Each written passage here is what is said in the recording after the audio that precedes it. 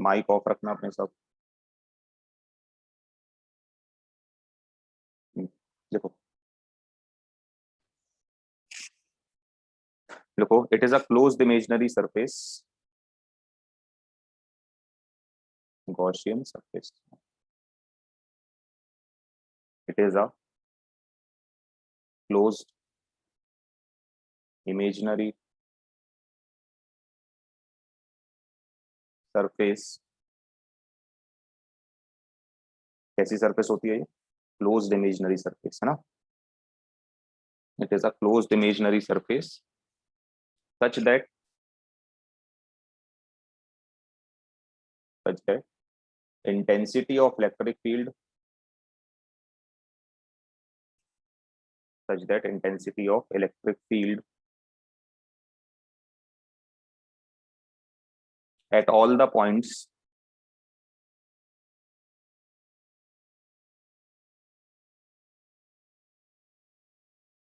on the surface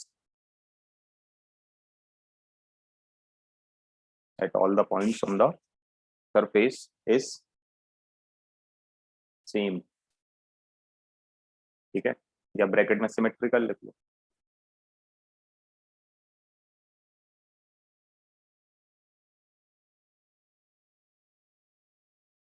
ठीक,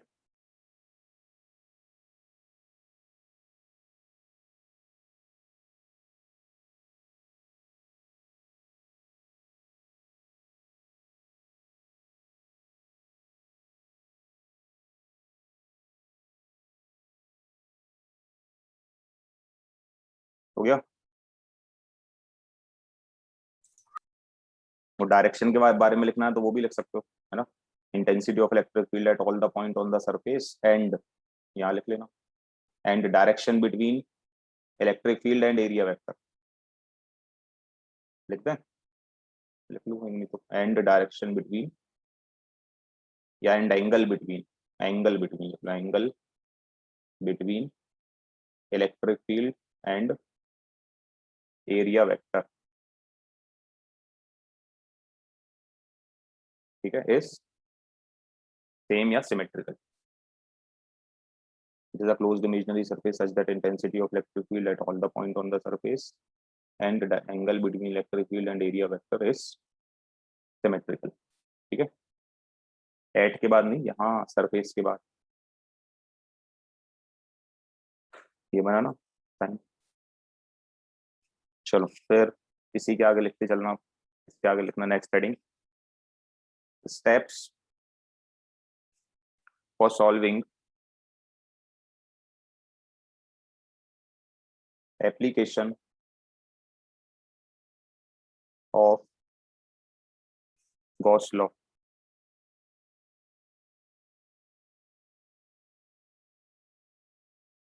ठीक है, इन स्टेप्स को फॉलो करोगे तो तुमको याद भी रटने की कोई जरूरत नहीं पड़ेगी, है ना। पहला स्टेप आएगा तुम्हारा, सबसे पहले तो हम क्या लिखेंगे, एक सपोजिशन लिखेंगे। ठीक है, जितने भी हम लोग डेरिवेशन करने वाले हैं। ठीक, नेक्स्ट स्टेप हमारा आएगा, हमें क्या सपोज करना पड़ता है, गॉस लॉ अप्लाई करने के लिए गॉसियन सरफेस एज्यूम करना पड़ता है ना। तो हम क्या करेंगे, गॉसियन सरफेस एज्यूम करेंगे। ठीक, तो consider consider a Gaussian surface, और इसमें एक चीज याद रखना, देखो हम लिखवा रहे हैं अभी, consider a Gaussian surface such that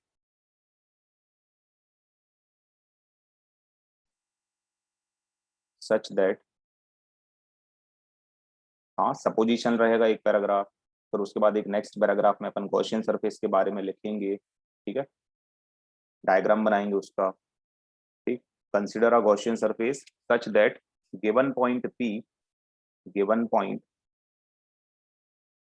given point P मतलब जिस पॉइंट पे हमें इंटेंसिटी ऑफ इलेक्ट्रिक फील्ड निकालनी थी, है ना। Such that given point P is on the surface, मतलब जो हमारा पी पॉइंट होगा जहां हमें इंटेंसिटी ऑफ इलेक्ट्रिक फील्ड निकालनी है, ठीक है, वो गॉसियन सरफेस के सरफेस पर आना चाहिए। अभी जो अपन करेंगे तो तुमको समझ आएगा क्या है। ठीक है, मतलब हमारा जो गॉसियन सरफेस है ना, वो पी पॉइंट के ऊपर से जाना चाहिए। ठीक, ऐसा क्यों है वो अभी आगे समझ आएगा।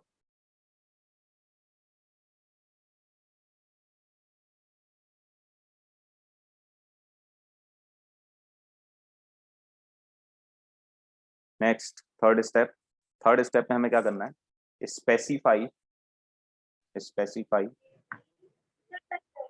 टाइप ऑफ कर लो, specify angle between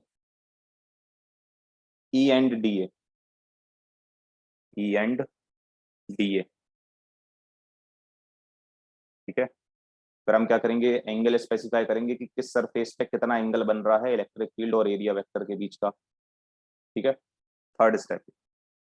fourth, calculate total flux,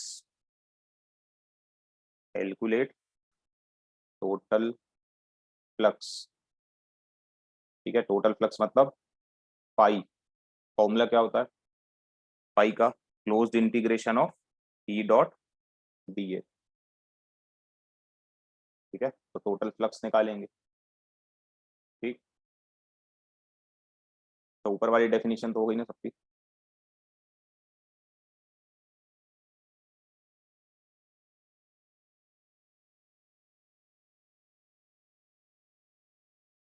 next, calculate charge enclosed bye the Gaussian surface, calculate charge enclosed bye Gaussian surface,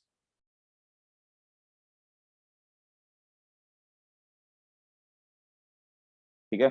ये वाला पॉइंट बहुत अच्छे से याद रखना है, क्यों, क्योंकि जो हमारा फ्लक्स होता है वो किस पे डिपेंड करता है, केवल जो चार्ज गॉसियन सरफेस के अंदर होगा, मतलब क्लोज्ड सरफेस के अंदर होता है ना। तो हम केवल उतने चार्ज को अपनी कैलकुलेशन में लेंगे जो चार्ज हमारे क्लोज्ड सरफेस के अंदर होगा, बाहर के चार्ज से हमें कोई लेना देना नहीं, ठीक है। तो इसलिए लिखा है देखो, कैलकुलेट चार्ज एनक्लोज्ड, ठीक है, बाय द गॉसियन सरफेस या इनसाइड द गॉसियन सरफेस, ठीक। और last, apply Gauss law, apply Gauss law क्या होता है, तो phi equal to Q by epsilon naught, Q in by epsilon naught ना, ठीक है। तो तुम देखो इसी फॉर्मूले में देख लो, हमें गॉस लॉ यदि अप्लाई करना है तो हमें देखो फाई की जरूरत पड़ेगी, हमें क्यू इन की जरूरत पड़ेगी, मतलब टोटल चार्ज जो गॉसियन सरफेस के अंदर है ना। तो देखो ये स्टेप जो है यहीं से याद रहेगा तुमको कि चार्ज निकालना है हमको जो गॉसियन सरफेस के अंदर है, टोटल फ्लक्स हमको निकालना है, ठीक है। टोटल फ्लक्स कब आएगा, तो हमें जब हम पूरे तीनों सरफेस को अलग अलग कैलकुलेट करेंगे, हमें एंगल पता होंगे सब जगह, है ना। तो एंगल पता होने चाहिए ई और डी ए के बीच का, हर सरफेस में एक गॉसियन सरफेस एज्यूम करना पड़ता है, ठीक है, सपोजिशन लिखना पड़ता है। तो स्टेप्स क्या क्या है देखो, सबसे पहले एक छोटा सा सपोजिशन लिखेंगे, है ना, जो भी हमें क्वेश्चन गिवन होगा उसके हिसाब से, ठीक है। फिर उसके बाद क्या करना है, गॉसियन सरफेस एज्यूम करना है, ठीक है। तो जो हम गॉसियन सरफेस एज्यूम करते हैं, ठीक है, वो कैसा रहेगा, क्लोज्ड रहेगा, ठीक। और हम क्या करेंगे, किसी पी पॉइंट पे इंटेंसिटी ऑफ इलेक्ट्रिक फील्ड निकाल रहे होंगे, है ना। तो हमारा जो गॉसियन सरफेस होगा उसकी जो सरफेस रहेगी वो कहाँ से गुजरनी चाहिए, वो सरफेस पी पॉइंट के ऊपर से गुजरनी चाहिए, ये लिखा है वहां पे। Consider a Gaussian surface such that given point P, जिस पॉइंट पे हमें इंटेंसिटी ऑफ इलेक्ट्रिक फील्ड निकाल रहे होंगे, ठीक है, उस पॉइंट के ऊपर से, ठीक है, वो गॉसियन सरफेस गुजरना चाहिए, आगे पीछे से नहीं, ठीक। अभी वो समझ आ जाएगा जो भी अपन करेंगे डेरिवेशन पहला, तो ठीक। तो थर्ड है specify angle between E and D A, ठीक है। पूरी सरफेसेस पे हम कितना कितना एंगल बन रहा है ई और डी ए के बीच का, उसको स्पेसिफाई करके लिखेंगे, ठीक है। फिर टोटल फ्लक्स निकालेंगे, फिर चार्ज निकालेंगे कितना प्रेजेंट है अंदर, और फिर लास्ट में गॉस लॉ अप्लाई कर देंगे। लिख गए क्या सबके, तो पहला अपन स्टार्ट करें डेरिवेशन।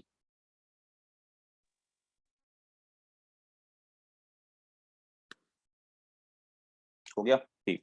कल अपन ने कुछ कुछ चीजें पढ़ी थी, कि एक पॉइंट चार्ज जो होता है ना, पॉइंट चार्ज जो होता है वो आ, उसके लिए गॉसियन सरफेस क्या होती है, एक पॉइंट चार्ज के लिए स्फीयर, ठीक है। और एक लीनियर चार्ज के लिए, एक वायर के लिए सिलेंडर, वर्टिकल सिलेंडर, और शीट के लिए एक हॉरिजॉन्टल सिलेंडर, है ना, ठीक है। लिखो, पहला एप्लीकेशन अपन इसका लेते हैं गॉस का, determine the intensity of electric field, determine the intensity of electric field, हम यहाँ पे केवल ई लिख रहे हैं ना, determine intensity of electric field near near long charged wire, near long charged wire, determine the intensity of electric field near long charged wire. ठीक है, तो सबसे पहले हमें क्या लिखना है, सपोजिशन। तो एक क्या करेंगे, सबसे पहले तो एक वायर सपोज करेंगे, है ना, चार्ज्ड वायर। देखो, let there is a long charged wire, let there is a long charged wire having, इसके पास कौन सी चार्ज डेंसिटी होगी, लीनियर या लीनियर चार्ज डेंसिटी होगी या surface, having linear charge density, having linear charge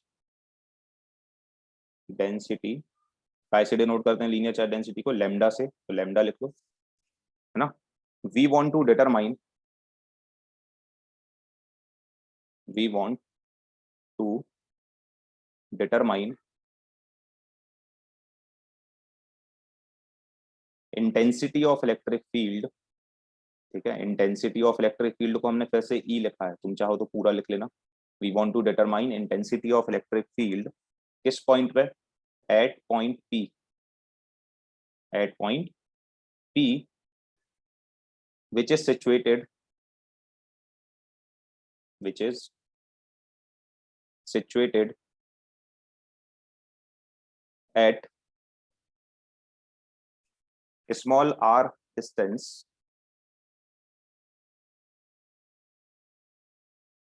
from the wire। ठीक है, तो पॉइंट पी जो है वो वायर से कितने डिस्टेंस पे है, आर डिस्टेंस पे। ठीक, तो अभी इसके अकॉर्डिंग, अभी तुम लोग मत बनाना डायग्राम, इसके अकॉर्डिंग देखो अभी हम कितना डायग्राम बना सकते हैं। ये हमारे पास एक वायर है, ठीक है, लॉन्ग चार्ज्ड वायर। ठीक, हो सकता है तुमको इनफाइनाइट भी लिखा आ जाए, ठीक है, तो उससे भी नहीं घबराना है। तो एक हमारे पास ये क्या है, लॉन्ग चार्ज्ड वायर। ठीक है, फिर हमने क्या, अच्छा ये चार्ज्ड वायर है, चार्जेस बना देते हैं। ठीक, चाहो तो एक ही तरफ पूरे बना सकते हो, ठीक, या जैसे हमने कल बनाया था।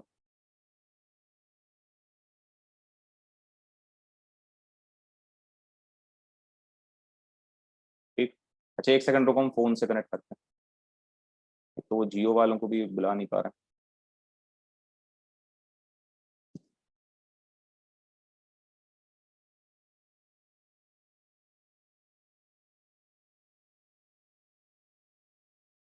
एक सेकंड,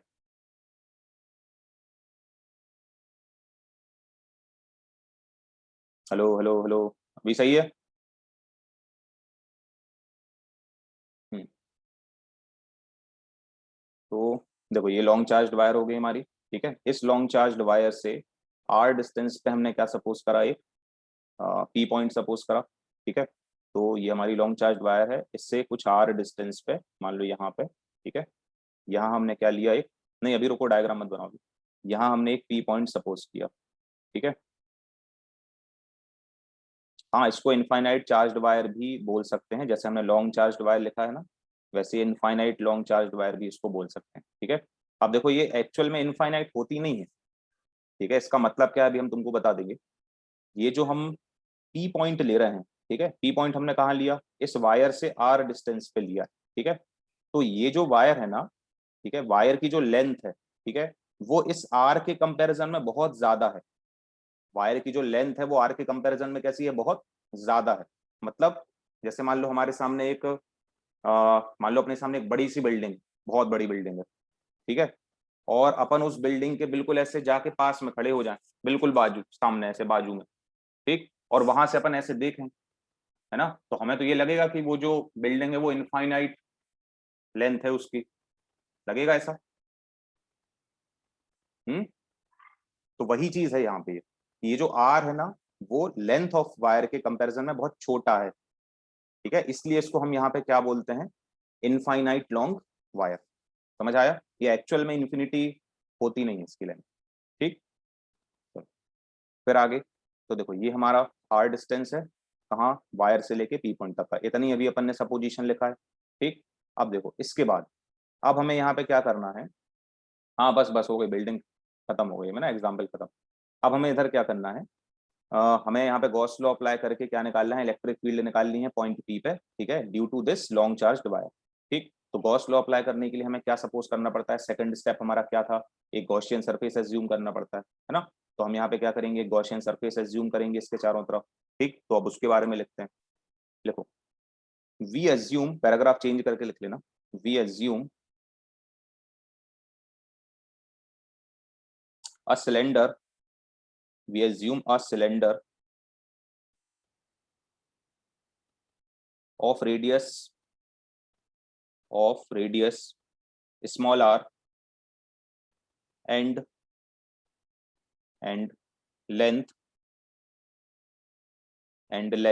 l, सिलेंडर की लेंथ कितनी है, l, अराउंड लॉन्ग, माई कौन किसका हो गया भाई, ऑफ कर लो, अराउंड लॉन्ग चार्ज्ड वायर। तो हमने एक सिलेंडर एज्यूम किया, ठीक है, such that point P, such that point P is on the surface of cylinder. तुम खुद सोचो, क्या पॉइंट P सिलेंडर की सरफेस के ऊपर आएगा, क्योंकि पॉइंट P का जो डिस्टेंस है वायर से वो भी r है और सिलेंडर का रेडियस भी r है, आएगा। और यही चीज अपन ने लिखी थी वहां पे सेकंड वाले पॉइंट पे, ठीक है। फिर आगे, ये जो सिलेंडर है ये किसका काम कर रहा है, गॉसियन सरफेस का। तो this cylinder behave as a Gaussian surface,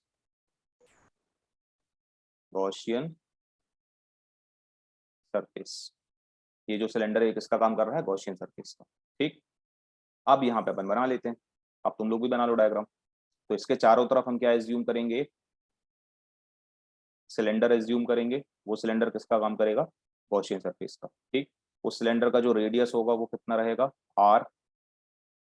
अच्छा, ये सिलेंडर बिल्कुल ऊपर से नहीं बनाना है तुमको, ठीक है, क्योंकि वायर जो है वो तो इनफाइनाइट लॉन्ग वायर है ना। तो हमने एक सिलेंडर बनाया है जिसकी लेंथ कितनी है, l, वायर के लेंथ के बराबर का सिलेंडर नहीं है, ठीक है, सिलेंडर जो है उसकी लेंथ जो है वो वायर के बराबर नहीं है।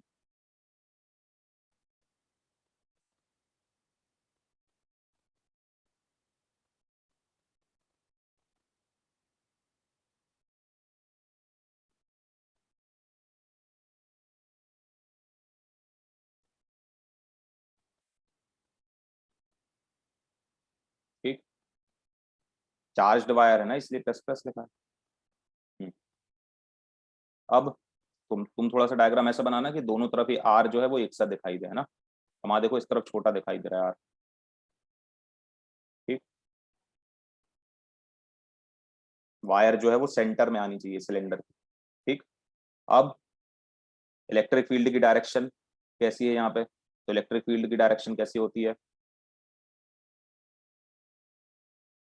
इलेक्ट्रिक फील्ड की डायरेक्शन ऐसे होती है, हाँ हो सकता है, क्यों नहीं हो सकता है निश्चित, है ना, लेकिन अपने लिए ये ज्यादा अच्छा रहता है बनाना, ऐसे बना लो।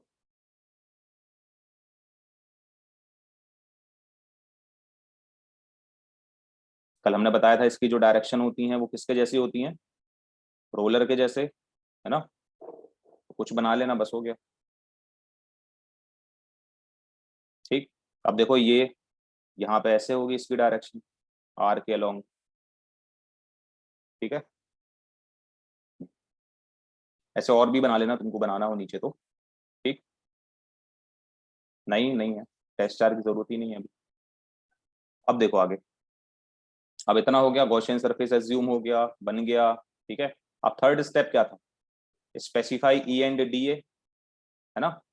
अब ये पूरा लिख गया क्या सबका, तो हम इसको रब कर दें, मतलब क्लियर कर दें।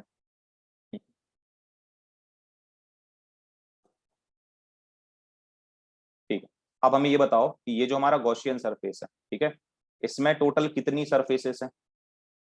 तो हमारा ये जो गॉसियन सरफेस है, क्लोज्ड इमेजिनरी सरफेस, है ना, सिलेंडर, इसमें टोटल कितनी सरफेसेस हैं, तीन सरफेस हैं, है ना। एक कर्व्ड है और दो प्लेन है। इसमें एक कर्व्ड सरफेस है और दो कैसी हैं, प्लेन सरफेसेस हैं। ठीक है, चलो अब हम क्या करेंगे यहाँ पे, इलेक्ट्रिक फील्ड और एरिया वेक्टर के बीच का क्या बताएंगे, एंगल बताएंगे कि कहाँ कितना एंगल बन रहा है। ठीक है, तो पहले उसके बारे में लिख लेते हैं। लिखो, the cylindrical Gaussian surface, the cylindrical Gaussian surface, the cylindrical Gaussian surface is divided into, is divided into, कितने पार्ट्स में डिवाइड किया है इसको, थ्री पार्ट्स में, is divided into three parts, है ना। Two plane surfaces, two plane surfaces and one curved surface.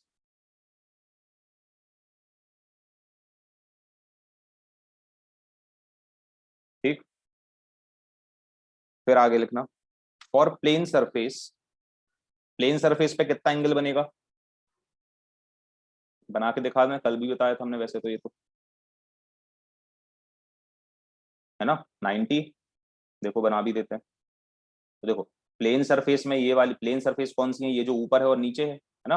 तो देखो ये वाला एंगल कितना बन रहा है, यदि हम यहाँ पे एक छोटा सा एरिया वेक्टर सपोज कर लेते, ये है ना, ये हमने मान लो कि यहाँ छोटा सा एरिया वेक्टर सपोज किया होता डी ए, तो ये डी ए आउटवर्ड नॉर्मल ये आता, और इलेक्ट्रिक फील्ड तो हर जगह इधर है, ये है ना, तो एंगल कितना आता, 90। ठीक, फिर आगे, इलेक्ट्रिक फील्ड ऐसी होती है, ऐसे, है ना, रोलर के ब्रिसल्स के जैसे, और ये ऊपर आएगा आउटवर्ड नॉर्मल एरिया वेक्टर, तो एंगल कितना आएगा, 90 डिग्री, है ना। फिर ये जो कर्व्ड सरफेस है, देखो नीचे भी क्या ऐसे ही होगा, नीचे भी यदि हम यहाँ पे कहीं पे एरिया वेक्टर एक सपोज करते, तो इसका आउटवर्ड नॉर्मल नीचे आता डी ए, है ना, और इलेक्ट्रिक फील्ड कहाँ है, एक्स एक्सिस में, तो यहाँ पर भी एंगल कितना आता, थीटा 90 आता, ऊपर भी थीटा कितना आया, ये 90 आया। और जो कर्व्ड सरफेस है, अब देखो ये जो पॉइंट पी हमने लिया है, यहाँ हमने एक छोटा सा ये एरिया वेक्टर सपोज किया, ठीक है, ये जो एरिया वेक्टर हमने लिया, इसका आउटवर्ड नॉर्मल कहाँ आएगा, तो इसका आउटवर्ड नॉर्मल अलोंग ही आएगा, तो ये देखो अलोंग ई ये बना दिया। ठीक, तो ई के अलोंग ही आ रहा है, मतलब इलेक्ट्रिक फील्ड और एरिया वेक्टर दोनों की डायरेक्शन कैसी है, सेम है, तो यहाँ थीटा की वैल्यू कितनी आएगी, जीरो आएगी। तो क्या पूरे कर्व्ड सरफेस में थीटा जीरो आता है ना। तो देखो हम क्या लिखेंगे कि जो प्लेन सरफेसेस हैं, प्लेन सरफेस में एंगल कितना आ रहा है, 90 डिग्री आ रहा है, और जो कर्व्ड सरफेस है उस पे एंगल कितना आ रहा है, 0 डिग्री आ रहा है। ठीक, तो स्पेसिफाई कर दें ये सारे एंगल्स, लिखो, फॉर प्लेन सरफेस, और नेक्स्ट लाइन से लिखना है ना, for plane surfaces the angle between, the angle between E and D A कितना है, 90, है ना, is 90 degree, and for curved surface, and for curved surface, ठीक है, angle between E and D A is 0 degree. ठीक है, हो गया एंगल स्पेसिफाई ई और डी ए के बीच का पूरी सरफेसेस में। अब अगला स्टेप क्या था, टोटल फ्लक्स निकालना, है ना, तो टोटल फ्लक्स निकाल लेते हैं। Total electric flux, total electric flux through Gaussian surface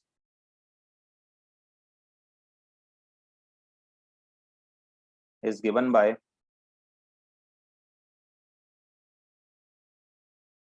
तो टोटल फ्लक्स का फॉर्मूला क्या होता है? टोटल फ्लक्स का फॉर्मूला फाई इक्वल टू क्या होता है? Closed integration of E dot D A, है ना?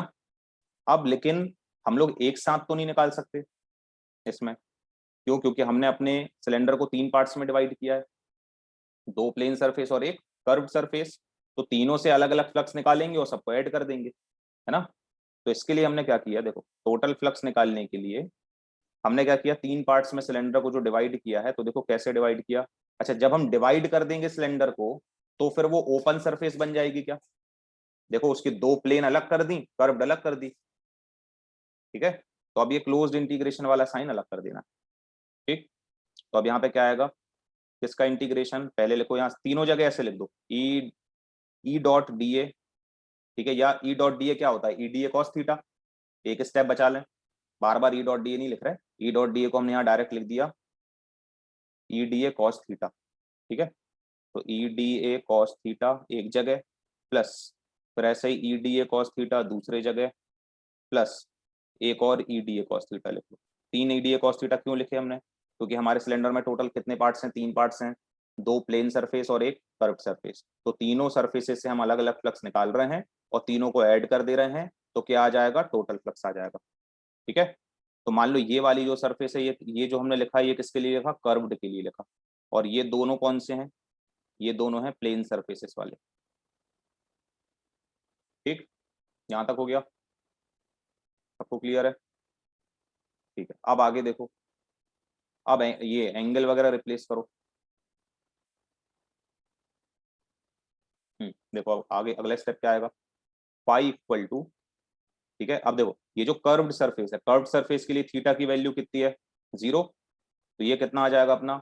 ई डी ए कॉस 0, है ना? कर्व्ड सरफेस वाला, कर्व्ड सरफेस के लिए सी लिख दे रहा है यहाँ पे, ठीक? प्लस प्लेन सरफेस के लिए थीटा की वैल्यू कितनी है? 90, तो ई डी ए कॉस 90, ये प्लेन सरफेस है, प्लस एक और प्लेन सरफेस है, तो ई डी ए कॉस 90, ये भी प्लेन है, ठीक है? अब कॉस 90 की वैल्यू 0, तो यदि कॉस 90 0, तो ये पूरी टर्म 0, दोनों टर्म 0 हो जाएंगी, है ना? ये वाली टर्म भी पूरी 0, ये वाली पूरी टर्म भी 0, तो बचा क्या? केवल कर्व्ड सरफेस वाली टर्म बच रही है।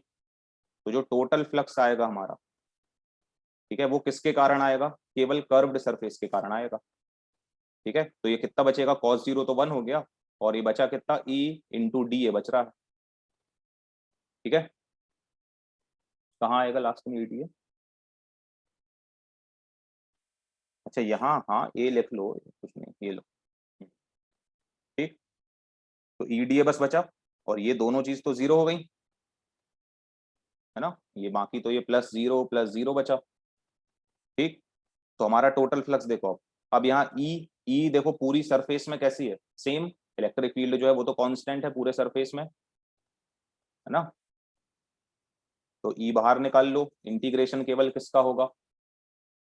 डीए का, इंटीग्रेशन केवल किसका होगा? डीए का। तो यहाँ आ जाएगा फाई इक्वल टू, ये ई बाहर निकाल लिया क्योंकि ई तो कांस्टेंट है पूरी सरफेस पे, है ना? लास्ट 1 मिनट चल रहा है, यहाँ तक लग गया सबका? लोग टाइम भी नहीं देख रहे हो आज, जल्दी से रीजॉइन करो सब।